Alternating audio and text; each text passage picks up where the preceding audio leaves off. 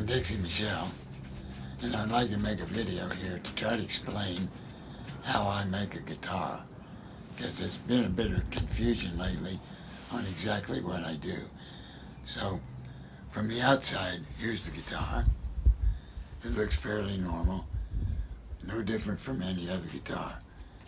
Very traditional. But when you look inside, it's quite different from anybody else's guitar in the world. Now these are the reasons why. If you notice, there's no head block at all. This piece here is part of the neck. And eventually, it will have this half-inch square tubing screwed to it, which goes all the way to the tail block. And that will be fastened onto the tail block. But right now, I'm leaving this out so I can explain the bracing system I'm using. This is quite different from anybody else's. The two main braces are carbon reinforced. That would be this one and this one. They run directly under the bridge. This little triangle is done this way to accommodate the holes that the bridge pins will make, which will go on the outside just like my two fingers. These are carbon reinforced, which means it's a sandwich made of western red cedar with a piece of carbon fiber in the middle, glued together with epoxy. This brace across here is the same thing, western red cedar with a carbon reinforcement in the center. All the rest of the bracing, which means all of these, are made from this, which is California redwood, and it's 1/16 of an inch thick, ripped on a table saw. These braces are put in, shaped exactly the way they're shaped when they're glued in. They're also put in with a bit of a curve, so the top is actually domed up just a little bit. Now, once this rod is put in here, it'll be fastened with a block that's glued right to the heel block.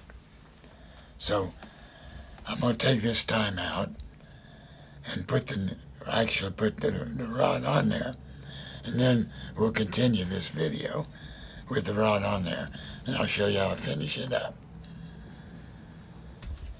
You see what I'm doing here? I'm using some Gorilla Glue, and I'm putting it in these screw holes. Now what that's going to do is it ensures that these screws will never come loose. It's about the best Loctite you could ever find.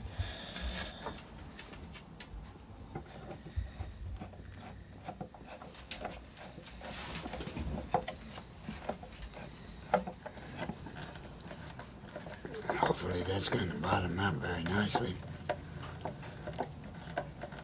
Now, what the deal is here is there is an identical rod of this size in the neck.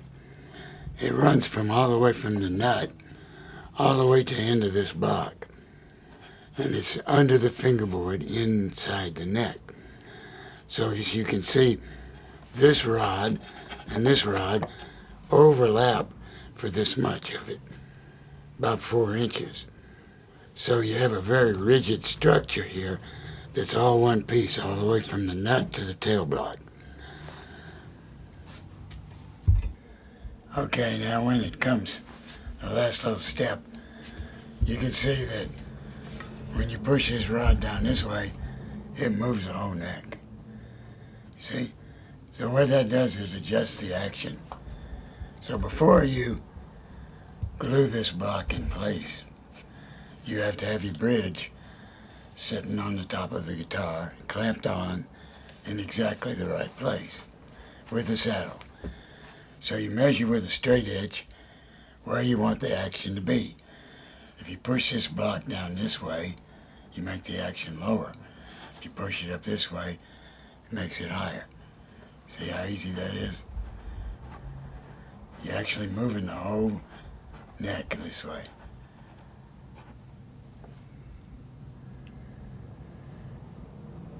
So when you find exactly where you want it, you glue this on with some clamps, glue that solidly to this block, and the job is done.